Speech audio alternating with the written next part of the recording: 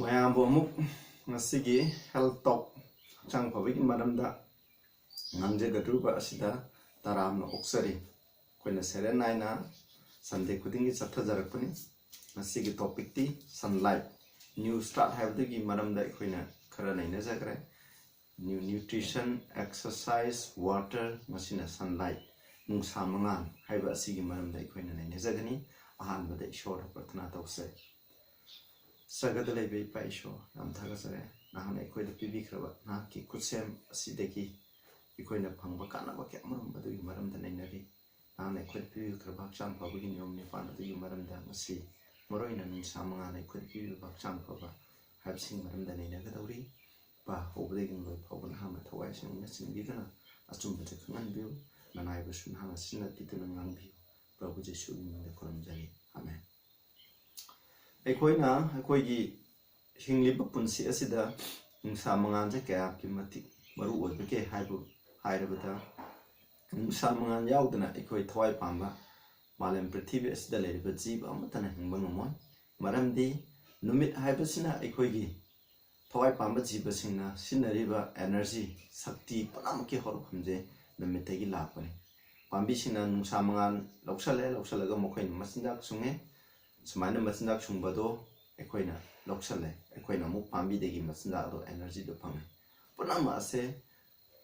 ꯅꯨꯃꯤꯠꯇꯒꯤꯅꯤ꯫ ꯑꯩꯈꯣꯏꯅ English sun is ꯑ source of all energy ꯍꯥꯏꯅ ꯑꯩꯈꯣꯏꯅ ꯇꯝꯅꯈ꯭ꯔꯦ꯫ ꯃꯁꯤ ꯌꯥꯝꯅ ꯆꯨꯝꯂꯕ ꯋꯥꯐꯝꯅꯤ꯫ ꯅꯨꯡꯁꯥ ꯃꯉꯥꯜꯅ ꯑꯩꯈꯣꯏ ꯃꯤꯑꯣꯏꯕꯗ ꯄꯤꯕ ꯀꯥꯟꯅꯕꯁꯤꯡ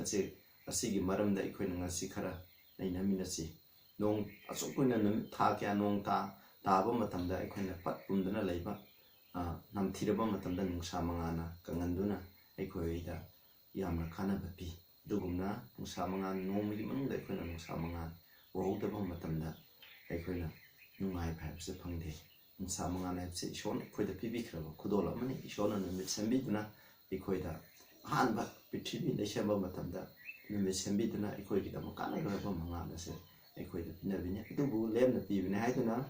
ꯃꯥꯂꯦꯝ ꯄ꯭ꯔꯤꯊꯤꯕꯤ ꯑꯁꯤꯗ ꯂꯩꯔꯤꯕ ꯃꯤꯁꯤꯡꯅ ꯅꯨꯡꯁꯥ ꯃꯉꯥꯜ ꯑꯁꯦ ꯊꯧꯁꯥꯗꯦ꯫ ꯊꯧꯁꯥꯗꯕꯅ ꯃꯔꯝ ꯑꯣꯏꯗꯨꯅ ꯃꯁꯤꯗꯒꯤ ꯐꯪꯕ ꯀꯥꯟꯅꯕ ꯀꯌꯥꯃꯔꯨꯝ ꯑꯁꯦ ꯑꯩꯈꯣꯏꯅ ꯃꯥꯡꯖꯩ꯫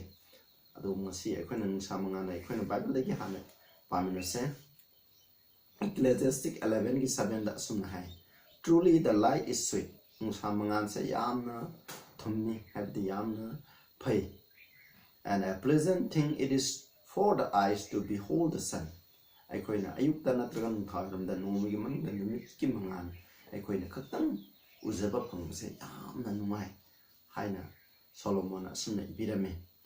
ꯅꯨꯡꯁꯥ ꯃꯉꯥꯜ ꯑꯁꯤꯗꯒꯤ ꯑꯩꯈꯣꯏꯅ ꯚꯤꯇꯥꯃꯤꯟ ꯗꯤ ꯍꯥꯏꯁꯦ ꯏꯔꯥꯏ ꯂꯥꯏꯅ ꯐꯪꯕ ꯉꯝꯃꯤ꯫ ꯚꯤꯇꯥꯃꯤꯟ ꯗꯤ ꯌꯥꯎꯗ꯭ꯔꯒꯗꯤ ꯑꯩꯈꯣই ꯃꯤꯑꯣꯏꯕꯁꯦ ꯍꯛꯆꯥꯡ ꯐꯅ ꯂꯩꯕ ꯉꯝꯃꯣꯏ꯫ ꯑꯩꯈꯣꯏꯗ ꯍꯛꯆꯥꯡꯒꯤ ꯃꯅꯨꯡꯗ ꯀꯦꯃꯤꯀꯦꯜ ꯔꯤꯑꯦꯛꯁꯟ ꯀꯌꯥꯃꯔꯨꯝ ꯍꯥꯏꯕꯗꯤ ꯃꯦꯇꯥꯕꯣꯂꯤꯖꯝ ꯀꯌꯥꯃꯔꯨꯝ ꯊꯣꯛꯏ꯫ ꯍꯥꯏꯔꯤꯕ ꯑꯁꯤꯗ ꯅꯨꯡꯁꯥ ꯃꯉꯥꯜ ꯑꯁꯦ ꯌꯥꯝꯅ ꯃꯔꯨ ꯑꯣꯏ꯫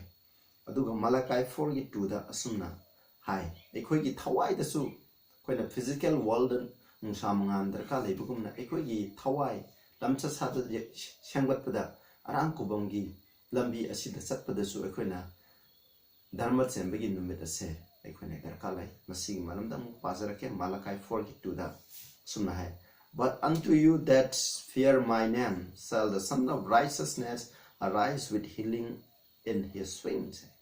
ꯑꯗꯨꯅ ꯏꯁꯣꯔꯕꯨ ꯀꯤꯈ꯭ꯔꯕ, ꯏꯁꯣꯔꯒꯤ ꯃꯤꯡꯕꯨ ꯀꯤꯈ꯭ꯔꯕ, ꯄ꯭ꯔꯚꯨ ꯖꯤꯁꯨ ꯈ꯭ꯔꯤꯁꯇꯕꯨ ꯀꯟꯕꯤꯕ ꯃꯄꯨꯅꯤ ꯂꯧꯁꯤꯟꯈ꯭ꯔꯕ ꯏꯄꯥ ꯏꯁꯣꯔꯕꯨ ꯈꯨꯔꯨꯝꯖꯔꯤꯕ ꯃꯤꯁꯤꯡ ꯑꯗꯨꯗ ꯙꯔꯃ ꯆꯦꯟꯕꯒꯤ ꯅꯨꯃꯤꯠꯅ ꯃꯥꯒꯤ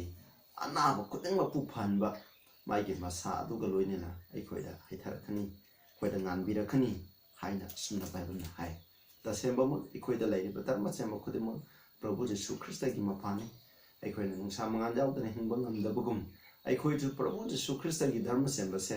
ꯌꯥꯎꯗ꯭ꯔꯒꯗꯤ ꯑꯩꯈꯣꯏꯅ ꯀꯩꯗꯧꯅꯨꯡꯗ ꯍꯤꯡꯕ ꯉꯝꯃꯣꯏ꯫ ꯑꯩꯈꯣꯏ ꯏꯁꯥꯒꯤ ꯑꯣꯏꯕ ꯙꯔꯃ ꯆꯦꯟꯕ ꯀꯔꯤꯁꯨ ꯂꯩꯇꯦ꯫ ꯑꯩꯈꯣꯏꯒꯤ ꯙꯔꯃ ꯆꯦꯟꯕꯁꯦ ꯂꯩꯔꯕ ꯃꯇꯝꯗ, ꯏꯁꯣꯔꯒ ꯑꯩꯈꯣꯏꯒ ꯑꯐꯕ ꯃꯔꯤ ꯂꯩꯕ ꯃꯇꯝꯗ ꯑꯩꯈꯣꯏꯗ ꯂꯩꯅꯥ ꯇꯤꯟꯅꯥ ꯀꯌꯥꯗꯒꯤ ꯉꯥꯛꯊꯣꯛꯇꯨꯅ ꯊꯋꯥꯏꯗ ꯄꯨꯛꯅꯤꯡꯗ ꯅꯨꯡꯉꯥꯏꯗꯨꯅ ꯑꯩꯈꯣꯏꯅ ꯂꯩꯕ ꯉꯝꯒꯅꯤ꯫ ꯉꯁꯤ ꯑꯩꯈꯣꯏ ꯌꯦꯡꯁꯤ ꯅꯨꯡꯁꯥ ꯃꯉꯥꯜꯅ ꯑꯩꯈꯣꯏꯗ ꯄꯤꯔꯤꯕ ꯀꯥꯟꯅꯕꯁꯤꯡ ꯑꯁꯦ ꯃꯁꯤꯒꯤ ꯃꯔꯝꯗ ꯑꯩꯈꯣꯏꯅ ꯐꯖꯅ ꯑꯃꯨꯛ ꯈꯪꯃꯤꯟꯅꯁꯤ꯫ ꯀꯥꯟꯅꯕ ꯉꯁꯤ ꯑꯩꯅ ꯀꯥꯟꯅꯕ 53 ꯑꯗꯨꯒꯤ ꯃꯔꯝꯗ ꯑꯩꯈꯣꯏꯅ ꯈꯪꯃꯤꯟꯅꯁꯦ꯫ ꯑꯁꯨꯛꯀꯤ ꯃꯇꯤꯛ ꯀꯥꯟꯅꯈ꯭ꯔꯕ 53 ꯑꯁꯦ ꯀꯔꯤ ꯀꯔꯤꯅꯣ ꯍꯥꯏꯕꯗꯨ ꯑꯩꯈꯣꯏꯅ ꯃꯊꯪ ꯃꯅꯥꯎ ꯅꯥꯏꯅ ꯌꯦꯡꯃꯤꯟꯅꯁꯤ꯫ ꯑꯍꯥꯟꯕꯗ ꯅꯨꯡꯁꯥ ꯃꯉꯥꯜ ꯑꯁꯤꯅ nungsa mangan haibdi akoina nungsa haibse mechat dingba matamda yaigedaba nate na khoina kawragdaba ayuki matam yamna ingdringagi hojiki ning kalen thagi matam oibanina pung 8 ki mamang 9 ki mamang aduga numida wairam numit taram dai ki mamang ase masida akoina ngahtang minute 30 natra pungai mo akoina nungsa yaibse masibuni masidagi akoina phangba kana basing adu gi maram de koni ingse ahamda masina aikoi miyobigi igi isense masibu phagaranbada masi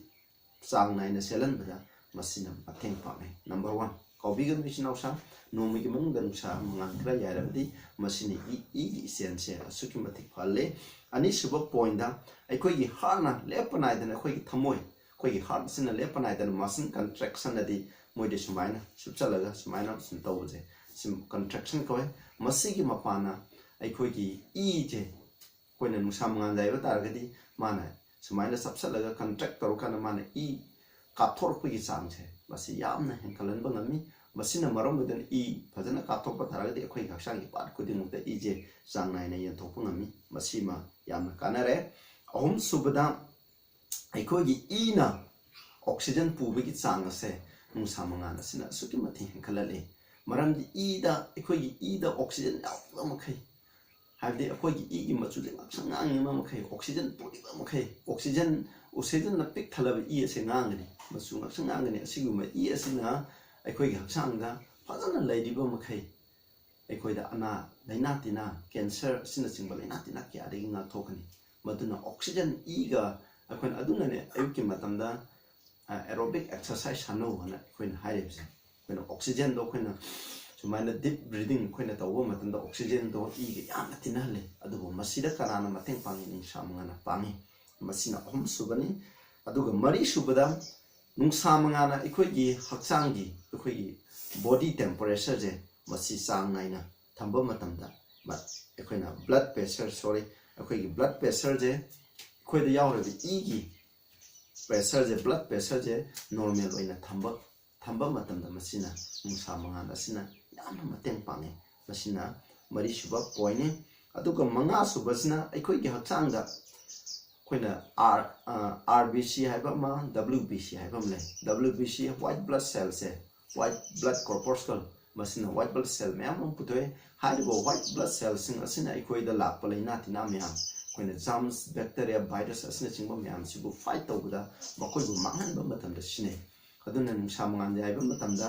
masi gi production je masi gi masing je asuka matik man henkalame moroina koina infection laiba anaba missing da koina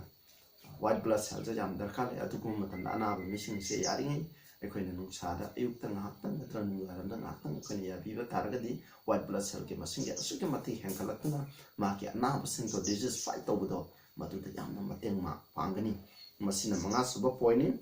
taruk suba poina aikhoida yauraba gamma globin haiba protein makhal ase masi aikhoida nungsa mangan daiba asina aikhoida henkalali masina kaidowi haiba matanda haiba protein makhal asina aikhoigi infection si koi laina tina lakpaje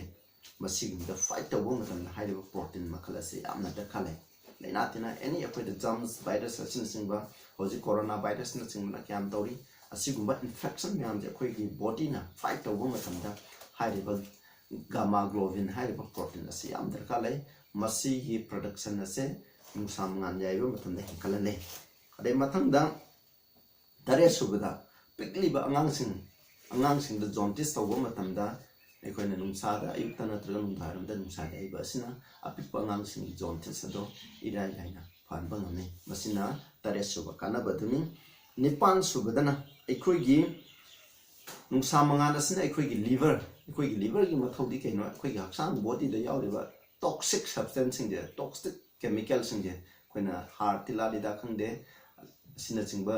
nungsita yauriba amora kai koi environment da yauriba amora kai myam sing koina honjon ba sasan ba sang ki ba toxic myam se masi sengdok gi thabak ke liver na tawi hairiba adu guma sengdok gi thabak adu da liver bu sukim bateng nungsa mangan asina pame aduna liver gi mathau se fajana ton ba targadi mateng pangan ba targadi ekoida ana ba laina tina cancer asina chingba kyari ekoina topungam gani masigi da nungsa mangan ase yamna tarka lai masina nipan suba point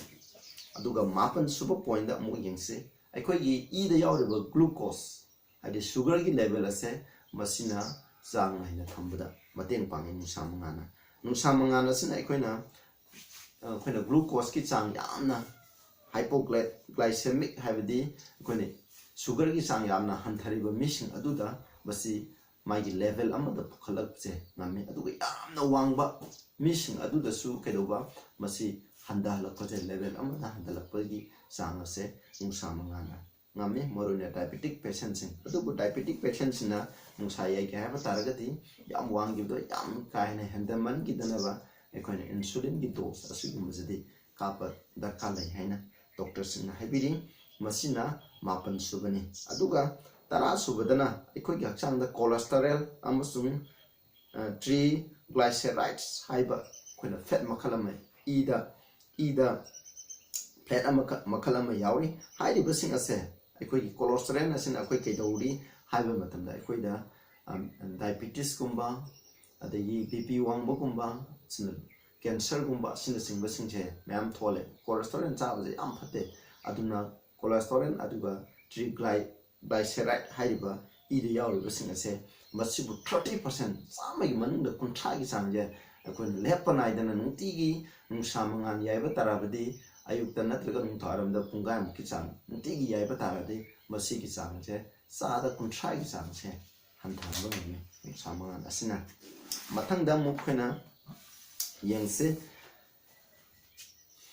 akhoi gi haksang da yauriba akoina cholesterol haidi akoina fat yam chasangiba matamda akhoi gi skin da akhoi gi skin ga thangnaba akhoi gi masida layer asida skin ga nangana masi loina mak paisandana le cholesterol haiba ga ergosterol haiba akoina fat makhala si ase akhoi gi haksang gi body gi part khuding mak masi yamna hena saba matamda masi store to khna le aduna mina mabung noi khale bije saba matamda mabung noi khale bije ayamna pukki jaga asida store to de gi pukcha thaglak adu hai base akoina nungsa mangan yaiba matamda nungsa mangana haiba puksing akoi haksang gi skin sing asida yaiba matamda haiba akoi cholesterol amasung ergosterol haiba fat sing ase masi vitamin D sungdokbada sungdok e sinausa akoina khange vitamin D haibasidi akoi saru aduga akoi ya asina singba sembada masi amna tarkale calcium phosphorus ka loinana masi mathau tai vitamin D yaudrgadi akoina ya kanba aduga akoi saru sarang je kanna pangkan kanna leiba habse akoina kaidong do thoktabni masi ki damang vitamin D habse yawi aduga vitamin D je akoina hailebse phangngai ki damang akoina ayukta natraga nungdaramda minute 30 natra pungai ma akoina yaiba matamda nungsada akoi haksang je yaiba habse akoi taragadi akoi part kharadi pi loi khunggadaba nate akoina part kharadi akoi moroina akoi mai natraga akoi khong khut khara akoi body part kharadi akoina expose tawgadane masi phangandada minatna ichamtana pi myam hundalaga nungsa yaibadi madu phatte aduna ayukta ngalingai matamda haidi yam sathine akoina lumbu saba yam nungaiba tamjado ningtamdada nungsa yaibagi timing do adugumba matamda akoina yaigedabani adu oiba taragadi akoina hairibse ilailaina akoina phangba ngami aduga mathangda 32 suba point da mo akoina yengse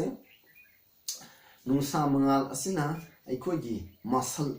aikoigi haksang yauriba muscle je magi mapangal magi khangba ngambagi shakti je asuki mat henkalale kanaguma mis amana imungda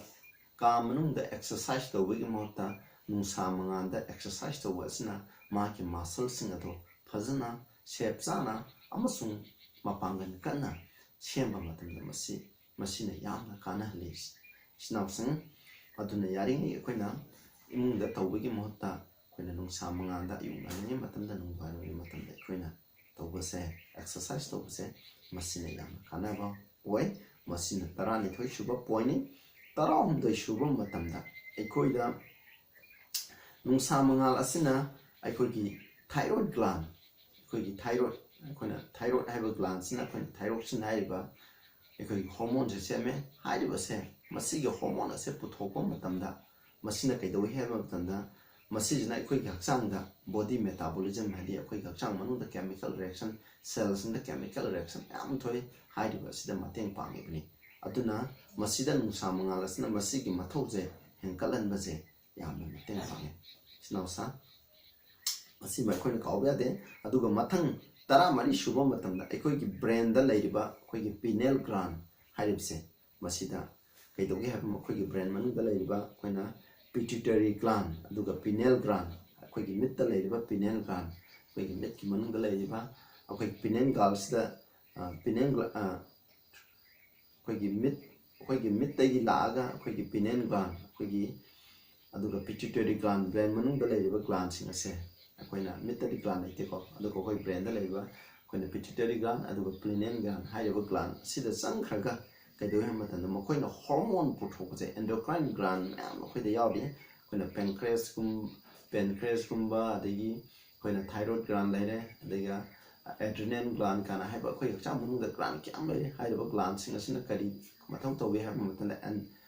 akhoi na hormone sing puthoi haiba hormone sing asina akhoi hakchang gi akhoi gi manu da yaulba metabolism chemical reaction yam jen masin mateng panga akhoi gi hakchang sakhalan ba brain sakhalan ba aduna masina singba myam ko asigi thabak asida mateng pang haiba asida vitamin D habisina asuki mateng pangi hormone production da aduna masina akhoi da kanaba kyamram biri masina taramali suba point aduga taranga suba point da amuk kuni yengse nungsa mangan sa leiba matumda phangba matumda akhoi gi sakchu je asuki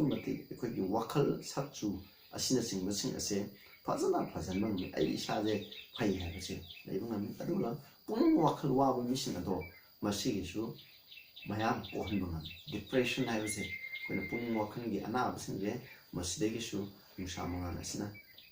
fazana mateng phangbu ngamni aduna masi kana basing se koina lause mathang da mu tratu suba point da masina hai akhoi skin da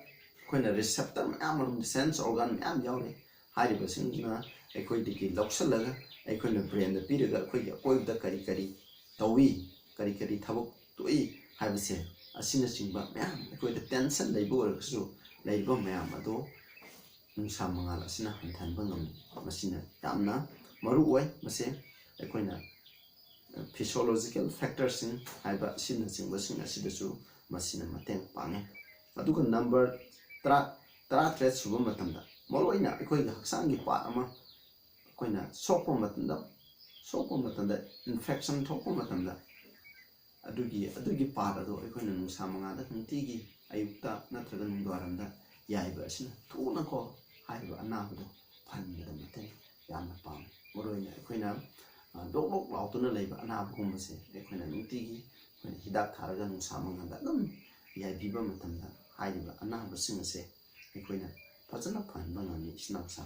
masima akhoi kawba yade duga laina tina sing hatpada jam sing hatpa matanda nungsa mangan se masi akhoi yam kanai aroiba point da nungsa mangan asina akhoi gi yumgi akoibda leiriba akhoi gi yum manungda leiriba laina sing fatta hodi yam sing ase masibu mangan ba masida leiriba laina tina myam ase masibu hatokpa mateng yam phang se akhoi kawra damni aduna akhoi yam saba matamda ventilation hati nungsa mangan patana thong khono patana phalaga michin nungsa sangan ba haipse masi akhoi yamna darkar lai aduga akhoi gi tumnari ba akhoi gi phaju phi asina chimba singse toina nungsa mangan da photo oga mai matang singse hatokadam akhoi nungsa da phawruga mpa nungsa da phawruga nimdang tumba matamda indam dai matamda suka mating nungai ba phawi nungsa mangan phi akhoi gi amot pa fishing haibasu phun thang fishing ado nungsa da phawdokpa matamda akhoi na pusalakpa mai gi manam do suka mating nungsi sinapsa asumna fatta haudi myam asidagi akhoi gi koibda leiba myam sing ase nungsa gi mapanam sida leiba mai mutang sing ase hatokpa da akhoi yamna mateng pani duga akhoi na kawrida ba mana nungsa yamna saba matamda akhoi na uina thabak suba nataga leiba taragadi expose tawtuna leiba taragadi akhoi na sunburn akhoi na numina chak thekpa nataga akhoi na sunstroke sing sing ase thokpa yai masi thoktengai gi damo akhoi na section ga dabani akhoi na numi khudingi aduga nungsa yam sabda akhona kaidungda yabiwadamni yaringedi akhona nungsa saba matamda akhona miyam khangnare akhona satin tupa natraga phi thabugumsina akhona kumjanduna chakadaba aduga yaringi makhaidi akhona fat yauba akhona cholesterol sanga da yauriba fat asina chimba thawthumsing asi yauba sinda yamna hanthana sabi gadamni aduga mana masing wahi yauba sinda sing se akhona samai sabi gadamni adu oiba tarigidi akhona nungsa mangandagi sanbandagi sunstroke sina chingba kiyadagi akhona kokunamgani sinawsa